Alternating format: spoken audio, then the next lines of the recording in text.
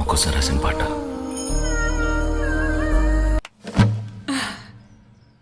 నీ పాదాలకు వల్ల నా అడుగులు సాగాలమ్మా, నీ పెదవుల చిరునవ్వుల్లా నా ఊపిరి వెలగాలమ్మా.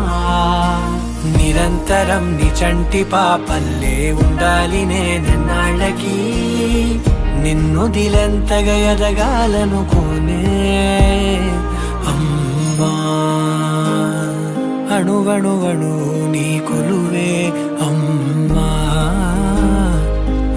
చాలా బాగా పాడావు. అది ఈ పాట మీ అమ్మకు నచ్చిందా?